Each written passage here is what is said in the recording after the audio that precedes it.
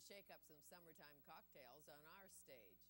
And if you can't get your nose out of the Stieg Larsson hot trilogy from Sweden, which began with The Girl with the Dragon Tattoo, there are more thrillers to enhance your summer library. Deb McVitie leaves her North Vancouver book emporium with some great have-to-read titles. If you haven't read The Weed That Strings the Hangman's Bag, you may want to add it to your novel list. And to begin the hour, she reads books on her pad. Wired woman Lindsay Smith also shops, banks, and does business online. She comes in this hour to talk about cybersecurity battles and other high-tech stuff.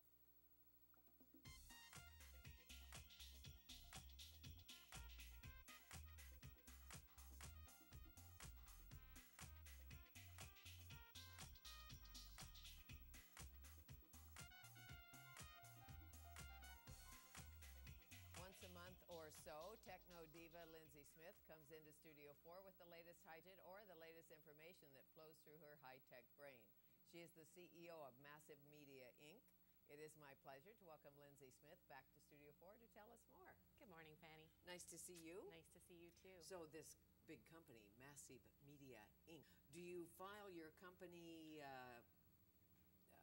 report online and trust that it's safe? Yes, I do, actually. So do I. I do. Yeah, for your business. Well, the CRA has a great online resource, and if you can't trust the government, who can you trust? Oh, but as we're trying to get rid of paper, or Yes. a little bit of paper and too much paper, I always print it, because then when I go to my accountant, Yes. he has the information. Well, there's this trend in accounting, or this traditionally always printed off the paper copy, even when we're doing things online. But now with desktop scanners, and have you ever heard of the thing called Neat Receipts? No. It's a little, there's two types of it. One's a portable little scanner, and the other one is a big scanner that can do up to 50-page documents at a business card, actual receipts. And the idea is that when you get your receipt for your business transaction, or even home if you file all your personal transactions for your quick tax, or you fish it through there, you feed it through, and then you've got everything online in an online software. We don't actually have to have the paper copy anymore, which is nice because you cut down on the amount of storage that you need. Now, the paper still existed in the first place, so I don't know if it's necessarily more environmentally friendly, but actually it would be, because when we're online and we're paying and we print off the receipt, we could just save it as a PDF and put it in that program. That makes sense. I don't know if my accountant would like that if I don't have the hard copy in the... I think in the file. See, I take in the shoebox. Fair enough, fair enough. But I think getting more used to seeing things in a digital copy, as long as you've got a backup. Because if you're going with that route and hard drives fail all the time, you want to make sure that you definitely do not lose that information, because you're still going to be held liable by the CRA at the audit time. There's no excuses there. Well, when the BC government first put that site up, they had a few issues, as I recall. But it was easy to do this time. Fast, easy. It's really easy. And if it's fast for me, you know. Yeah, it's exactly. Fast. You can do all your corporate filing. If you're starting a business, you can go on and you can register, put your name reservation in, register your name, get your HST. I was going to say GST, but it's no HST number. I had to redo that too. Yeah, exactly. So you can get all of that online, and then you can file, like if you're an incorporated company, definitely file it all. And it does save you the fees of having to go through a lawyer or do it that way. But I do have a word of warning to the wise, or not so wise sometimes. Sometimes when you're doing things online, you feel like you get all the research when you're running your business, but you may not actually have the expertise that accountants or lawyers do. Because you know the first thing you do when you're starting a small business is they say, go get an accountant and a lawyer. I've learned the hard way on this one, because I actually have a company out of the US who I'd never heard of before, is saying that F5 Expo, which is one of the events that Massive Media does, is infringing on their trademark. Because we're F5 Expo, they're F5 Networks, but did you know back in 1997 they actually trademarked F5 in Canada? When research trademarking is typically you have your descriptive, you have your word like F5, and then you've got a descriptive word after it, and you're trademarking a where's within it. So this gets more into legal stuff rather than techie stuff. But it's an interesting thing for small business. For us, we moguls. Yes. With these big companies. Yes. Well, yours may be bigger than mine. Mine's quite small. To say, call my accountant. Yes. True. And I incorporated with a lawyer so that I had all the T's. Yes. And then you can file online your company report. That's big deal. So, yes, yeah. So it's a word of warning. Is all of this stuff is available online, but absolutely make sure that you've got your resources out there to double check, because you don't want to be in a situation like No. this where you have, I mean, you might as well avoid it to begin with. Well, you know, in court, ignorance is not an excuse. No, it's true. It's true. That's for sure. But you get divorced online, I assume. You can, actually. I have a friend that's doing that right now. Really? Yeah, they pay a $200 fee. What happens is they fill everything out online, and then someone actually goes into the court registry system and does it all for them. So they don't even, the husband and wife or exes or whatever you want to call them, they just basically fill out their forms and away it goes, and they pay a $200 service fee for it. Family divorce, as they call them. That way, yes, the two parties would have to be very friendly. Very friendly. Yes. Like, we're done. You're Yeah. fabulous. Yes, yeah, exactly. Which I think that's a good trend that's happening nowadays. I think people are. I like it too, Yeah. but you know, there are Yes, true. who aren't so fabulous. Now, there's an online snark culture. They're calling it snark culture. If you don't have anything nice to say about anybody or a product, you can go on the internet and just blast away. It's true, and this is a scary thing for a lot of businesses. The fact that the internet has opened up a new channel for people to publicly criticize them. And it can be a really positive thing because it gives the consumers a stronger voice. Like, this is the whole idea of participatory journalism and crowdsourcing for ideas, as the public is coming and their voices are creating a strong momentum and opportunity to give companies feedback. Sure. It's scary, though, on the other side, because within all of those voices, you often have people that get a little bit emotional about their perspective. They are not looking at it from a picture, and they're just out there to slander. So there's positive and negative sides to that, and it's I find it scary. See, if you're sometimes. entrepreneurial and you invent a product and you're selling it online and somebody sees it, Yeah. imagine if you had invented the chia pet. Oh. Because it does get a lot of jokes That was thrown random. at it. That's true. You know?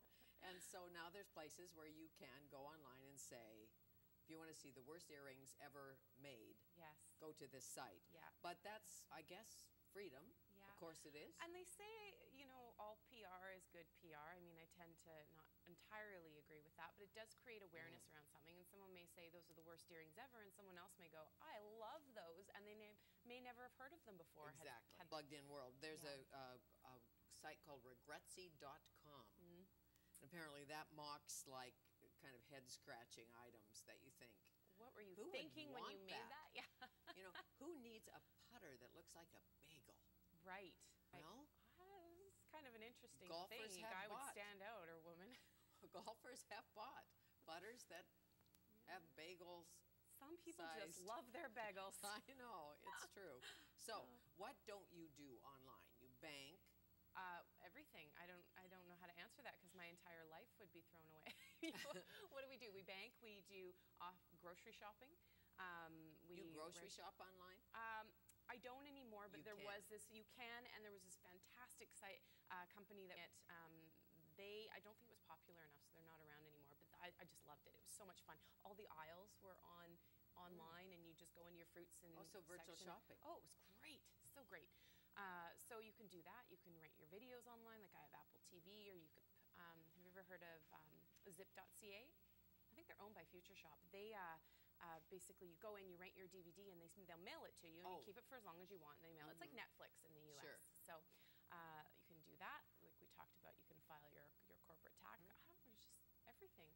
You can What do do a you lot. do? But what do you, well, I still go and see the teller at the bank. I know it's silly. I have a card and everything. I can deposit online. But there's a part of me that doesn't trust it all.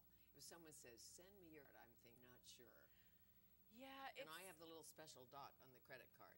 Right. Yeah, it's a tough one. Or I mean, whatever that I've been is. doing a lot of I buy so many things online for my small business and for myself personally, and I've never had it with credit card theft or fraud. But at the same time, there are certain things you need to watch out for. You need to make sure it's a credible retailer, and if you're not quite sure, Google to see if there's reviews or other people that have heard of this site before or have given reviews.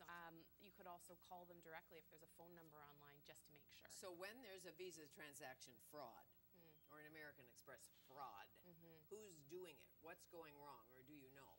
Well, I know you're not the CIA, but or CSIS. Maybe I am.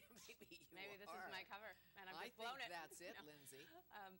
I think that the different things there's organized crime definitely out there. There's people that there are companies, like an underground culture of people that go try and steal credit card numbers and fraud, hack into hosting companies' servers that contain credit card information and email addresses. I've seen and heard of it more on the data side of harvesting email addresses and personal data information, not only but just for marketing purposes. So they'll steal all this information and then sell it to people who want to market to those people, to the people in the database. There's also just your hacker sitting in the basement. We all remember that movie Hackers way back when. There are those and they're just out there trying to, create a little bit of havac. Sure. So, have you read The Girl with the Dragon Tattoo? Yes. Stieg Larsson. Oh. How about that hacker? That Solander, isn't that her name? I actually just saw the movie for that. The Swedish movie? Yeah, very powerful. Very powerful. And violent. It was, actually. I found it when it was very hard to watch, but a very interesting story. Well, Hollywood's going to make one, so they may clean it up a bit. I don't know. This is the Swedish movie you saw. Oh, I saw that. Yeah, right? The raw version. Anyway, back to that. Hackers. I don't, how do you protect yourself against a hacker? Well, okay, so there's different things that you need to be aware of.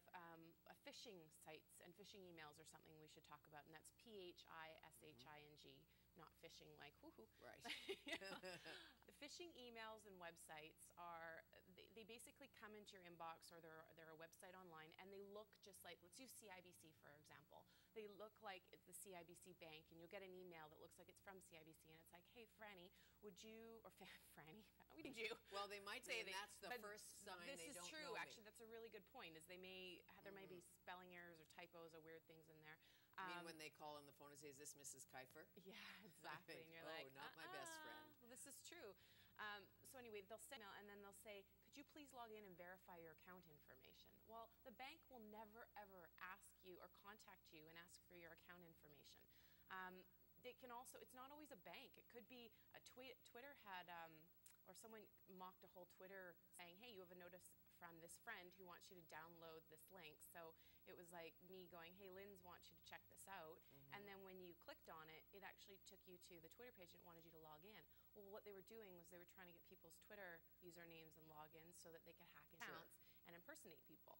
So you have to be careful. And so one of the things that you can do in order to see whether or not those emails and those websites are genuine is right-click on the link.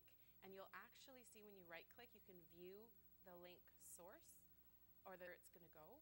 And it will tell you, so for example, I'm right-clicking. It may say I'm going to twitter.com, but then when I right-click on it, it'll show me some characters or some other website that it's actually going to. So it's hard for me to articulate, but no, I get it. People want to that out. Just Google phishing. It's lots of information out there on it, and that is probably one of the most common ways in which people are sure. And fall if prey you to Google phishing, PHISH, yes. you can go fishing. Yes. And relax. Absolutely. After all that work. Now, social media changes. Headline read last week, Facebook fatigue has hit. True, not true? I think that we've been saying that off and on for the last year and a half. Fatigue, I don't think, the stats are still going up with Facebook. I haven't seen anything to say that we're going in a direction of stats going backwards or people not using it anymore. I think people are kind of saying, oh, I'm on there all the time, but they're addicted to it. People are constantly saying, oh, I know what happened with so-and-so. I didn't talk to them. I just saw it on Facebook. Yeah, you almost know before someone dies. Oh. You know? I mean, it's quite amazing, isn't it? It's certainly before the newspaper arrives. Yeah. You can see a lot on there. And a lot you shouldn't see on there. And you make that point clearly.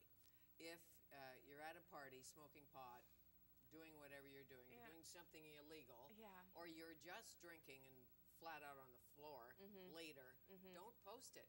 Hey, you may want a proper job. Yeah, well, exactly. All HR departments now, I shouldn't say all, but many HR departments now are actually looking and Googling people before they hire someone.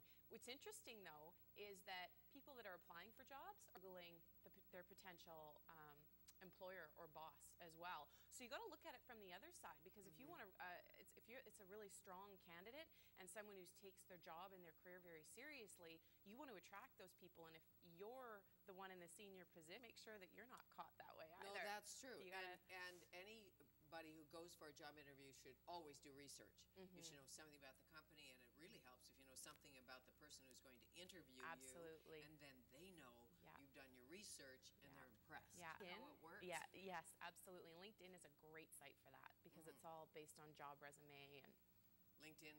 And you're not worried about privacy on any of that particularly? Well, I mean, you are, in the sense that there's this whole, I think there was an article just recently about, the fact is you can delete a picture on Facebook, but Facebook in the terms and conditions actually still owns that picture, and it may reside on another server somewhere else. And if someone has the direct link to that picture, they can still access it. So even if you think you've deleted it, it may still exist in cyber world, so you do have to be careful of that. And always ask the question, who owns what? If I send an email from work, anyone with something salacious in it, who owns that? Usually the work company. The company does. On the company computer. Absolutely. I can't tell you how many people I've seen fired because they didn't. They were using their work email for personal, and it was obvious that they were spending personal time at work. Actually, there was just recently a government study did. Someone came in and saw that people in the government were using 20% of their time for online research, but it was controversial whether it was personal or for the actual government. So, well, now that you can do Rubik's Cube online, you know. Every game. How nice to see you. Thank you. Thank you. Lindsay Smith, Wired Woman, Massive Media, Inc. Right? It is. Coming up, hot summer books to go along with Hot Summer. Joe's Speedboat is a new novel. You're into about Dead Until Dark. Stay with us for a literary